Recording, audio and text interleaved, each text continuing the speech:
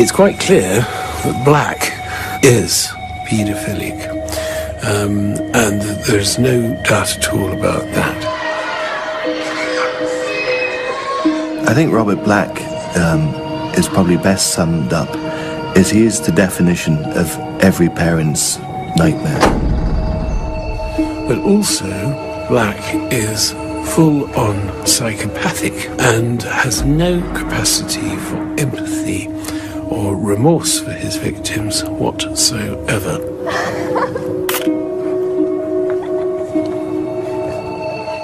You were watching Caroline. Then what did you do? Nothing. Did my job. And once the victim is secured, they become merely a vehicle for his expression of paedophiliac desires. It would seem that from the moment Black woke up in the morning till the moment he went to bed at night, his thoughts were given over to the abuse of children.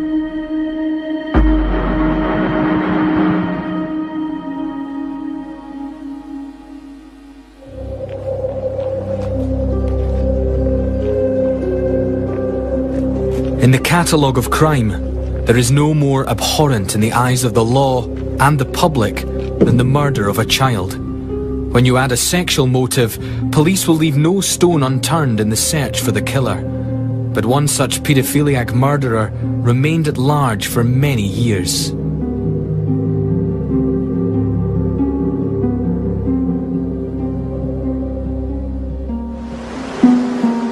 He carried out grotesque acts of indecency against his young victims and dumped their bodies in various locations across the UK.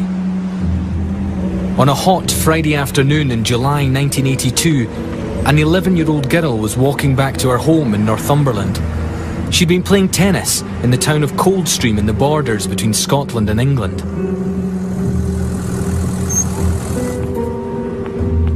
But young Susan Maxwell never made it home. She fell prey to Robert Black. Her sudden disappearance horrified Scotland.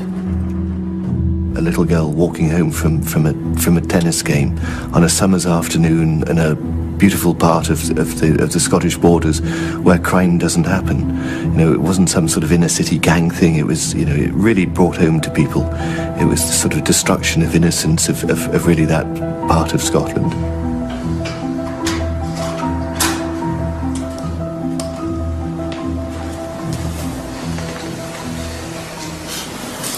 Your mother, Robert.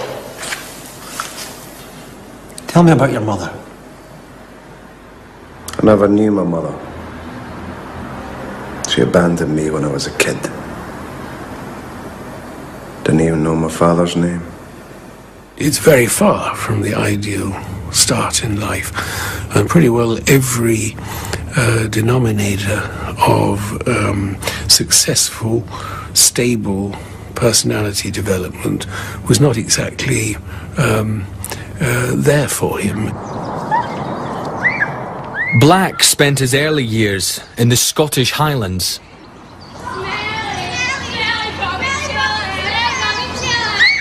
He was fostered by a couple called Jack and Margaret Tulip. What about Margaret, your foster mother? Did she tell you anything? She died when I was 11. Then there was no one. I got sent to a home. When Margaret died, they sent me away.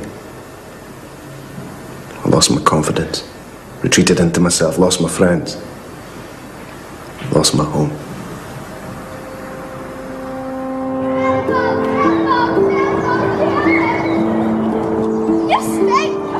Black lost his foster father when he was 5, and his foster mother died 6 years later.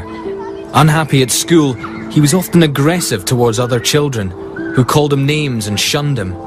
Known as Smelly Bobby Tulip in the local community, the young Robert Black had very few friends.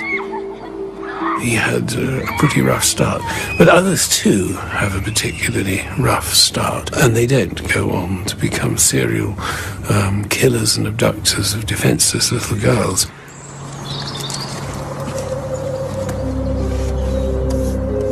people who begin to bring their fantasy world into reality very often do it gradually, and then it becomes a pattern of behaviour that they keep repeating and that they escalate in.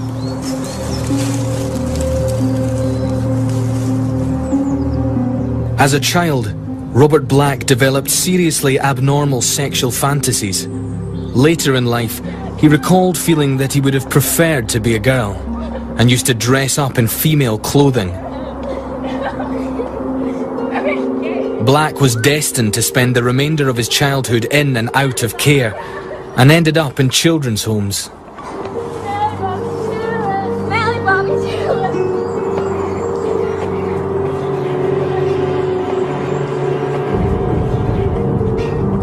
In the early 1960s, it was decided that Black should be placed in the more disciplined and all-male environment of a boys' home. A string of offences followed, including the attempted rape of a girl. A pattern was set. The etiology of psychopathy is really very little known. We do know that they share a lot of interesting characteristics. They're almost always from broken homes. They have almost always shown a conduct disorder in their teens, as it's called. After your stepmother, Mrs. Chillip, after she died, you were sent away to Musselburgh. To her home. That's when they interfered with me. Couldn't leave. Couldn't tell anyone. There's nowhere to go. I was recommended. What do you mean? When a boy left the home, a boy that was being interfered with, he had to find a replacement. I was recommended. You were abused. My reports improved. That was the deal. A lot of importance has been put on the fact that he became one of a succession of boys where it was suggested that each boy, when they left the home, would recommend another boy, and he became the one who was recommended to the abuser. And obviously that's entirely unacceptable, but it doesn't necessarily translate that that is a stepping stone for paedophilia. Black eventually secured a job as a delivery driver and accommodation in a hostel in a town near Glasgow. He later admitted to molesting a number of girls during this phase of his life. Did you ever have a girlfriend? Yeah, I had a girlfriend. We split up. When we split, I had to move away for work. How did that make you feel? I felt rejected. Abandoned. The way my mother left. Margaret left. They all left.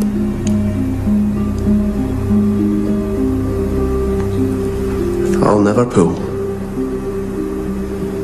Not now. I'm no looker. They used to call me names.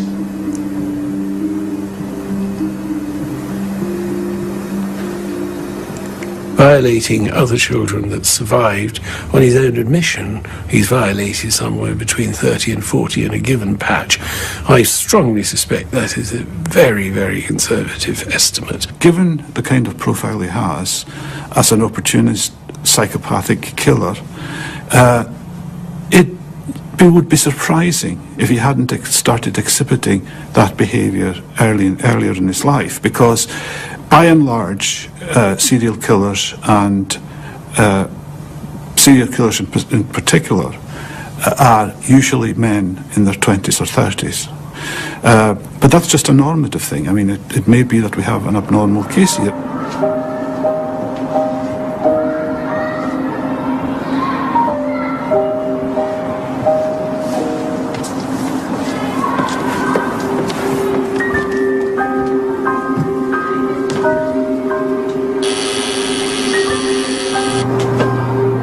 The attempted rape of the 7-year-old resulted in Black being admonished, but not charged.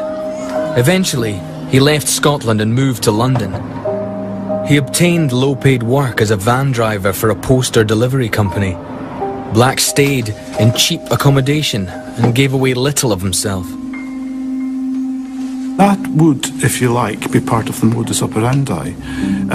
It is not unusual for people like him, psychopathic serial killers, to be drifters.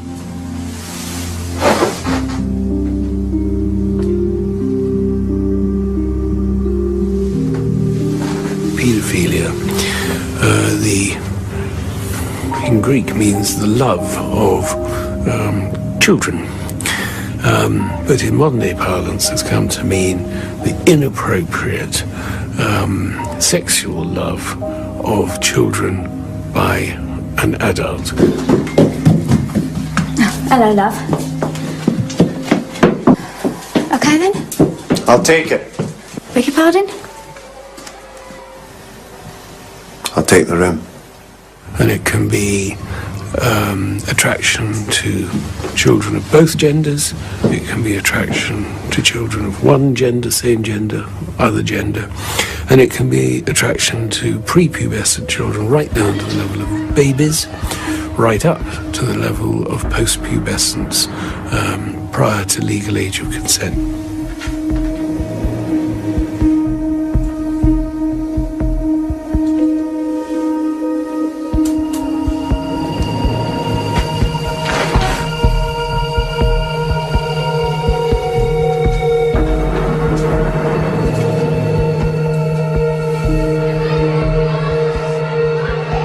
They bring their vulnerabilities to that person, and that's exactly what this kind of person wants. They want someone who they can subjugate, and someone who will bend to their will, and someone who they can use.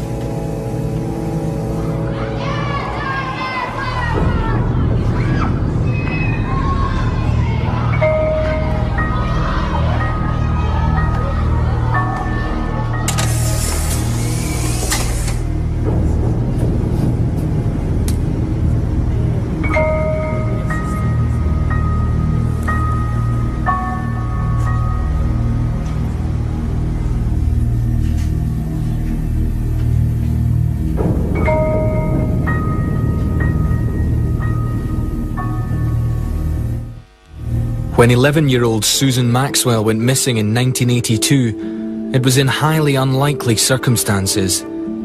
Susan was a farmer's daughter from the small village of Cornhill-on-Tweed in the Scottish borders. Susan's a great optimist, and I would like to think that I would be optimistic as well.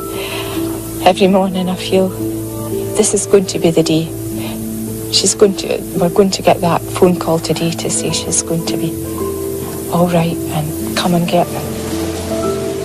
A massive police hunt for Susan was carried out. Susan had been walking home in broad daylight and in a well-populated area. 2 weeks later, she still had not been found.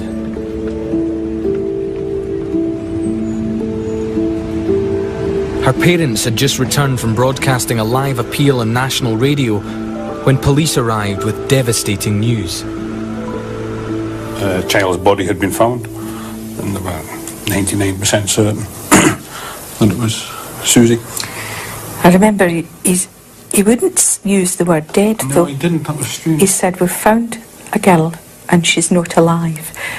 And that's when you feel this sort of coldness going through you. I mean, even though you've been bracing yourself for 2 weeks, this sort of coldness goes right through your whole body. It's a really strange feeling.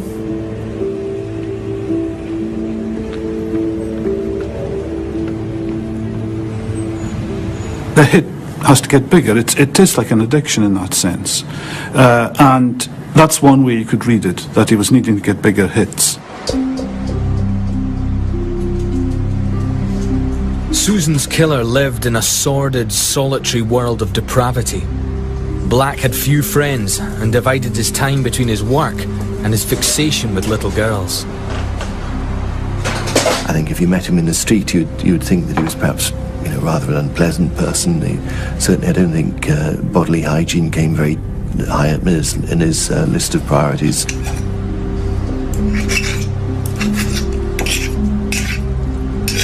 We have someone who has got a very, very private world going on behind those eyes. Almost exactly a year after Susan's murder, a 5-year-old girl went missing from a fun fair in Portobello on the outskirts of Edinburgh. Caroline Hogg was a popular and trusting little girl. Given her very young age, the alarm was raised immediately when she did not come home. He is an impulse killer. He finds himself in the right circumstances or the wrong circumstances, and he commits the crimes. 8th of July, 1983. Does that date mean anything to you? Not particularly.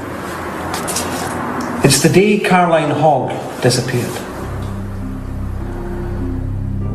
Caroline's parents, like Susan's, were thrust into the public eye. The police were really very helpful to the media.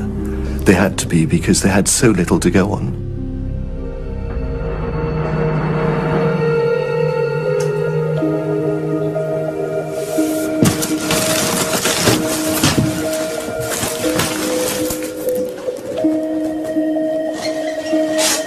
Black's sinister obsession with children's clothing had not diminished.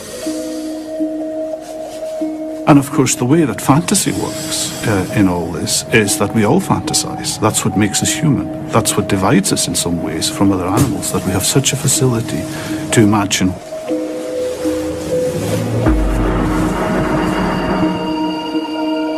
We all imagine what it's going to be like to try and form a relationship with another person, to think sexually about that, to act it out in our fantasies, and eventually, hopefully, to actualize that in reality.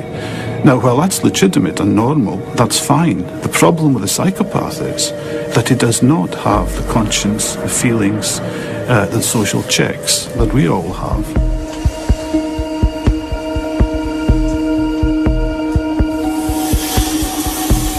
And it comes as absolutely no surprise whatsoever that he's not putting his hands up for any of it in terms of acknowledgement of guilt or innocence, because in so doing, be it acknowledgement of guilt, statement of innocence, he'd have to defend himself, and that would bring out the possibility that he'd have to tell us about his private world.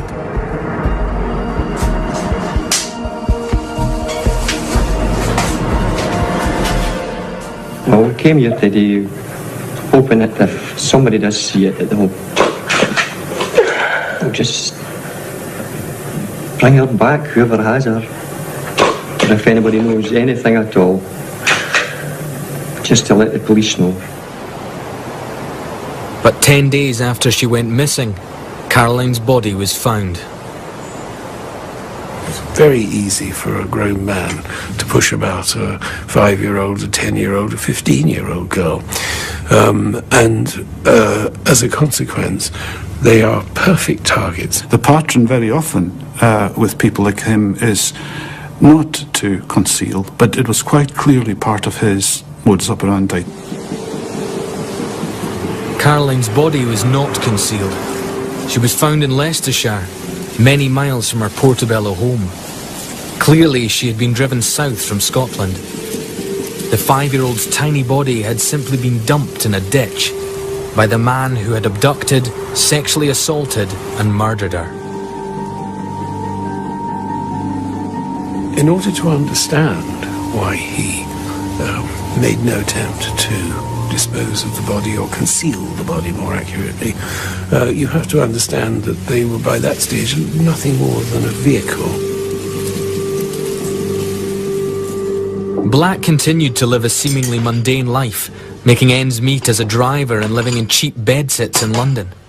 Later, it was revealed that several acquaintances had stopped seeing him because his behaviour around their children left them very uncomfortable.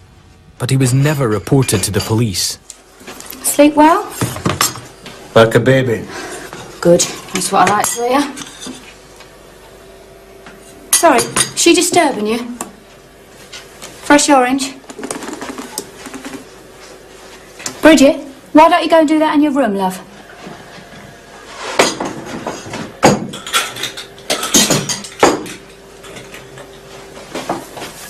Tea or coffee? Tea, please.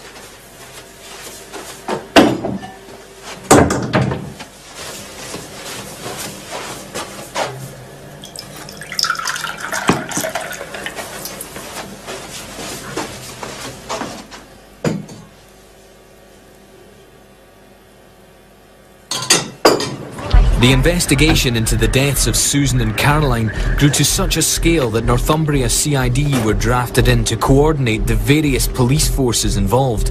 It was the first time in the UK that a senior officer was put in charge of an inquiry crossing forces and national boundaries.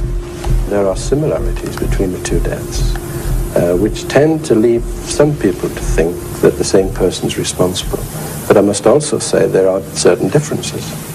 And it's just possible, in fact more than possible, that two different people are responsible. Perhaps slightly unusually for police in those days, he established very, very strong personal relationships with the relatives of the victims of these crimes, and he became very aware of their needs in terms of information, and he was always anxious to ensure that if there was going to be a development, that these parents found out about it first. He was mortified at the thought of them finding out something from any other source other than him.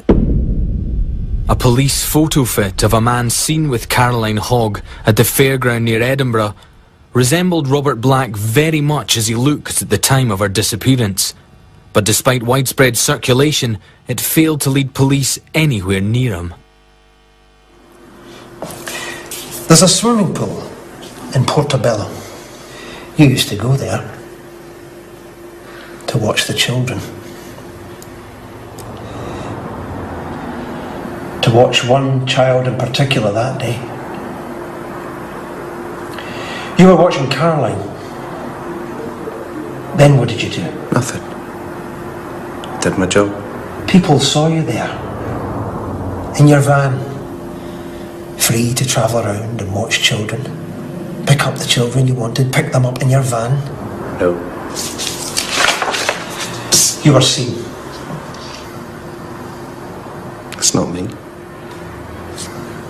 Psychopaths always think that they're better than the rest of the world, and they always think that they have power and knowledge, and he's hanging on to that power and knowledge in that he's not confessing, not telling what happened.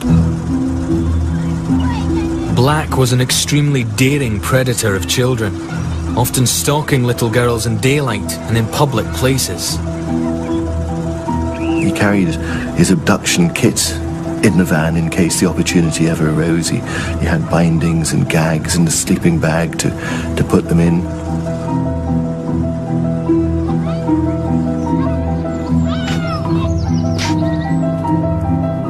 He is an impulse killer. He hasn't planned carefully for these killings. They happen. They're due to the circumstances, and he's an opportunist.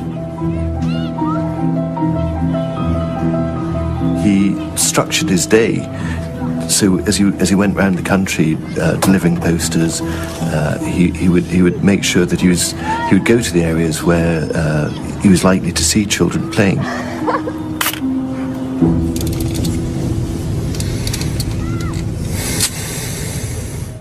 Police were becoming convinced that the killer was a man who drove for a living because of the scattered locations near motorways where the bodies had been found. Public concerns began to place greater pressure on the investigation, especially since some tabloids compared the abductions and killing of the young girls with the notorious Moors murders. Another very important characteristic is the complete inability to empathise with other people. That is, to take the place of the other person and understand what they're feeling, because they haven't got the feelings themselves to understand it. The other one that's very apparent when you take a history of a psychopath is that they are enabled to learn from experience. And we've also got, critically, the capacity to know what he's doing is wrong, to know that it is abhorrent to society, and to know that he's willing to lie, lie, and lie again.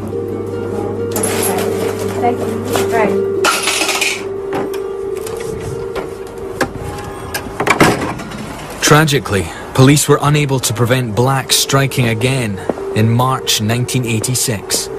This time in England. Sarah Jane Harper had gone to the local corner shop on a brief errand for her mother. It was early evening, but a dark, miserable night was drawing in. Sarah bought a loaf and 2 packets of crisps. She was seen by witnesses walking the route back to her home and then vanished. It was now becoming more and more apparent to senior police officers that they were more than likely looking for one man. The killer was using the same tactics over again, and his crimes were spreading geographically. Sarah Harper's body was eventually found in the River Trent to the west of Nottingham. Pathology reports concluded that she had been seriously sexually assaulted and that she was alive but unconscious when put in the water. Indications were that Sarah had been in the river for around 3 weeks. Police drafted in employees of British Waterways to try and help pinpoint the exact location where the killer might have dumped his 3rd young victim. He's got to be stopped. He's got to be put away. He's got to be stopped. He can't go on abusing children as he has done.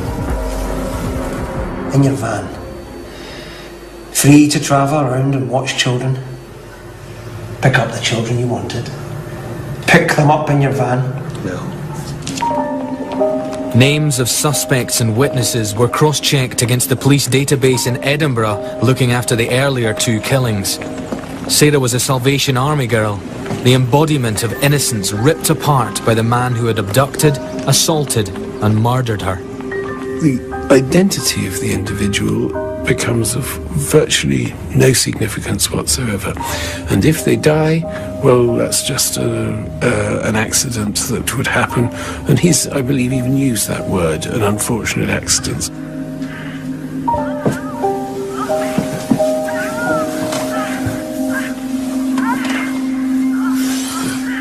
I think there was a kind of a 2-pronged approach to it, the public and the private. And I think publicly, the police are always terrified to create a monster.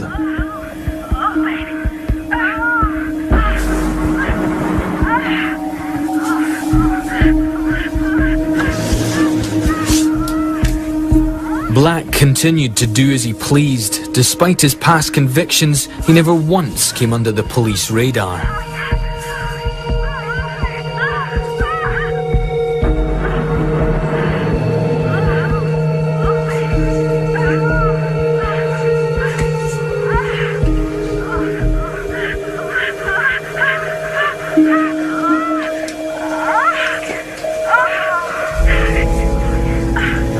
With a proven willingness to lie and a proven willingness to show no remorse whatsoever and no concern for the victim during the attack or the consequences for the victim, then that is an extremely dangerous thing, and mercifully that combination is rare.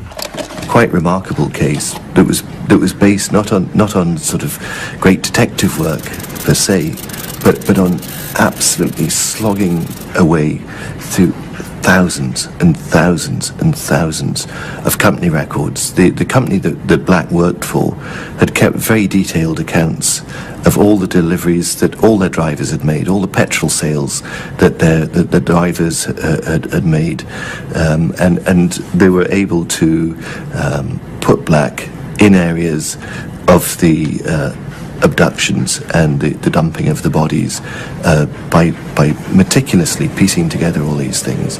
Computers remained basic, and the killer's strength was that he was always on the move.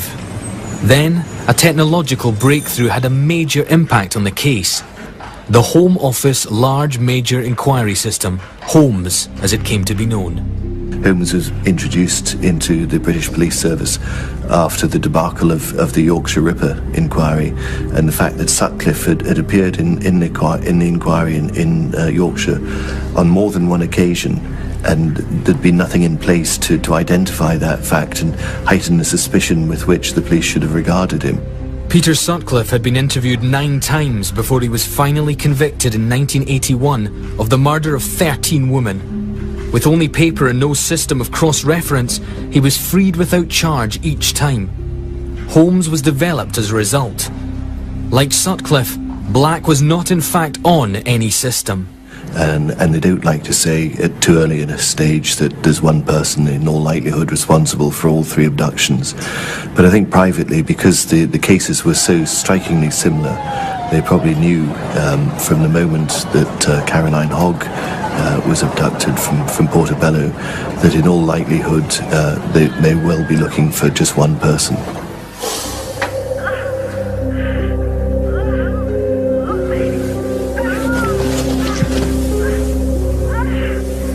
Black was by now living in Stamford Hill, North London. When his home was searched following his eventual arrest, police were to discover a mass of hardcore pornographic film and photography depicting children that appalled them. Way before the internet became a part of everyday life, Robert Black was going to whatever lengths he needed to acquire the worst kind of child pornography imaginable.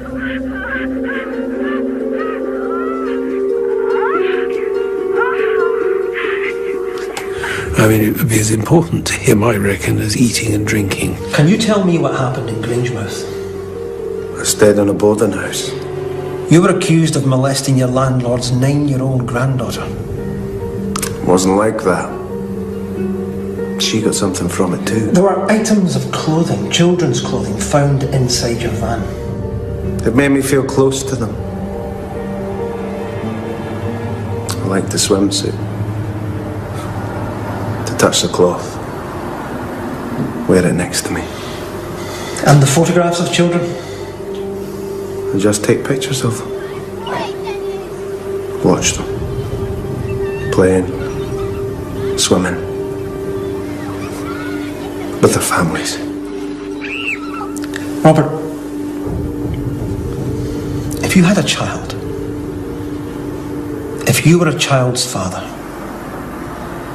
and you saw someone taking photographs of your little girl, what would you do? Go to the police.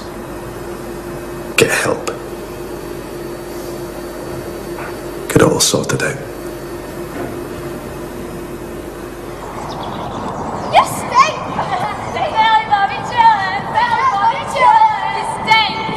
Officers began to hope that the child killer would make a mistake, and in the summer of 1990, he did just that.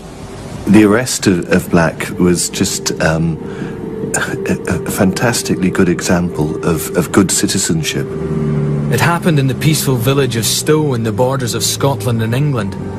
Local man David Herkes was mowing his lawn one afternoon when he noticed something. As he was walking up and down his garden, he saw a van stop, thought nothing of it, saw a girl that he vaguely recognised walking on the pavement. As the girl disappeared behind the van, Mr. Herkes became aware that she hadn't emerged from the other side. I took the registration, I nipped over to a neighbour's house and said, you know, the family at home, one was playing a 2-door up with a friend, and I told her what I thought I'd seen. Of course, panic.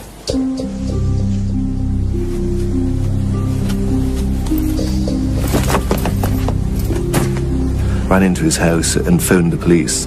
And Black had driven out of the village at high speed in the van, and he realised he was going the wrong way, so he turned round in a lay-by and came back down the A7 through the village, obviously rather hoping that no one would have been aware of what he'd just done only minutes beforehand. And of course quite the reverse was true. The street was alive with people by this stage. His van came through, the policeman stopped the van, and very quickly found the little girl in the back of the van, bound, gagged, stuffed into a sleeping bag. So she'd been covered with a cushion cover, elastoplast, tied and zipped in a sleeping bag. In this van, and it was a really warm, a really hot summer's day. The child's father was one of the first on the scene. It was a horrendous feeling to discover that she was like that. I think I stopped momentarily from actually releasing her, just to gather my breath. And once I got her released, removed from the van, carried her home, there was just a sense of sheer relief after that. Probably, maybe only an hour from death. It was just luck. Just in the right place at the right time. If I hadn't stopped to adjust the lawnmower, I'd missed the whole incident. It'd been over and done with before I realised. The first one I've known was when the child was reported missing it, well, much later in the day. The investigations into the disappearances of Susan, Caroline and Sarah Jane had still drawn a blank, but their murderer was finally caught by a sheer stroke of fate. I always try to be honest, and I've got to say that my biggest hope lay in him doing something which brought him to the notice of the police. Black was tried in Scotland for the attempted abduction of the little girl in Stowe. He pled guilty, and finally detailed reports were instigated into his background. The presiding judge, Lord Ross, ruled that Black was such an immediate danger to children, he should be sentenced to life. Black had been practicing indecent behaviour towards young children since his early teens. The net was about to begin closing as police set about questioning him for the 3 unsolved murders. I think it was obvious to everyone that he was the man that they'd been looking for all these years for the Susan Maxwell, Caroline Hogg and Sarah Harper cases. Robert Black was identified as a suspect in the 3 lined inquiries, but there was no single piece of hard evidence to tie him to the murders dating back to 1982. Let's get your coat on. But it would in the end be the tiniest item that would lead to Black's convictions, not a photograph of a child. It was this evidence that police chose to focus on as they were finally permitted to interview him about the missing girls. It was August 1990. Police had built up a case that was beginning to place Black in the locations where the girls had disappeared.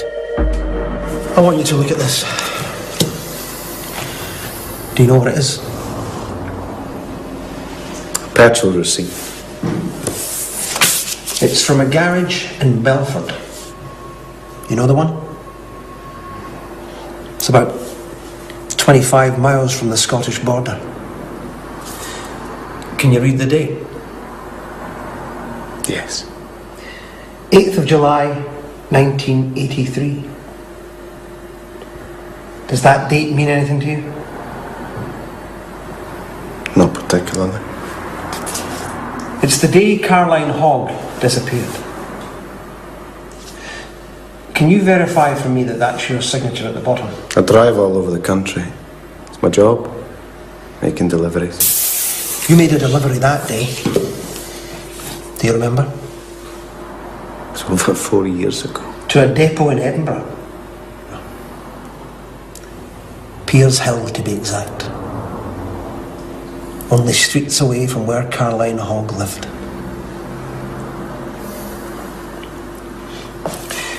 There's a swimming pool in Portobello. You used to go there to watch the children. To watch one child in particular that day. You were watching Caroline. Then what did you do? Nothing. Did my job. People saw you there. In your van. Free to travel around and watch children. Pick up the children you wanted, pick them up in your van. No. You were seen. It's not me. Take another look. It looks nothing like me. Do you recognise this child? No. What about this child? You've got the wrong man.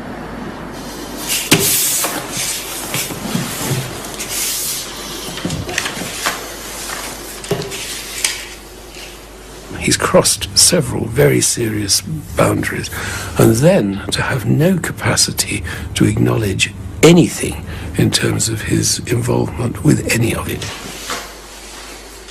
10 charges were eventually brought against Black, taking into account his various offences over many years. A deeply complicated and multi-layered case gradually built up, until eventually Black was brought to trial at Newcastle Crown Court under the laws of England and Wales. He pled not guilty to every charge. His conduct through the trial was really quite emotionless. He just sat and, he was just almost like a member of the public, just sitting watching the trial unfold around him. What do you expect a child killer to look like or behave like? When the guilty verdict came in, he is reported to have looked across the police officers and said, "Well done, boys," before he was led down. Now then, if that's true, that is pure form psychopathy.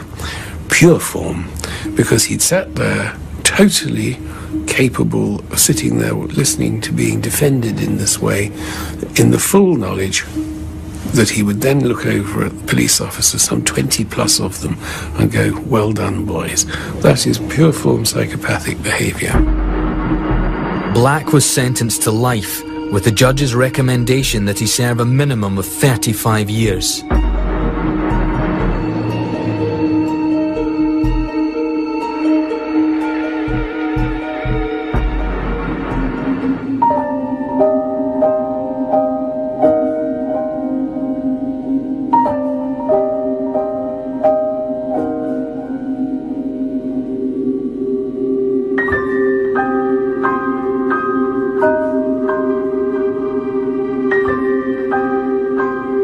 It was a lifetime spent abusing young girls. 12 years had passed since the date of Black's first charge, and over 190,000 interviews had been recorded. The investigation paperwork weighed 20 tons. Why someone commits a crime like that is largely irrelevant, and it's certainly irrelevant to the families of the victims who really, I would imagine, don't care very much about what happened to Black in the past.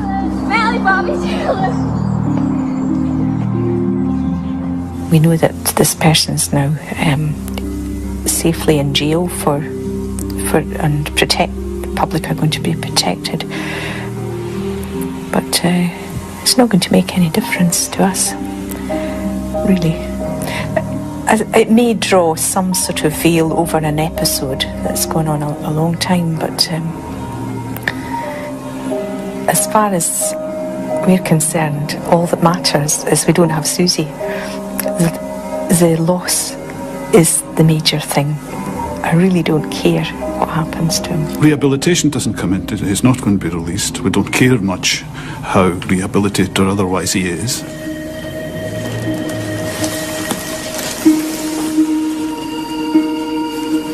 Absolutely zero you can do to change that level, that depth of paedophilia and psychopathy. It's just not an option. All one can do is to prevent him acting out on it. And you can have my view for nothing, that the only way you can do that is to keep him incarcerated.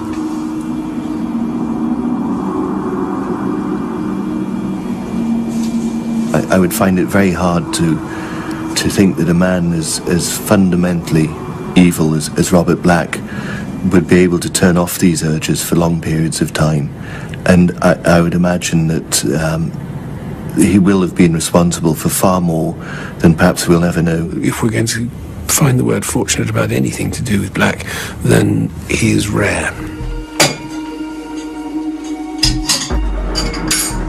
Bridget, why don't you go and do that in your room, love?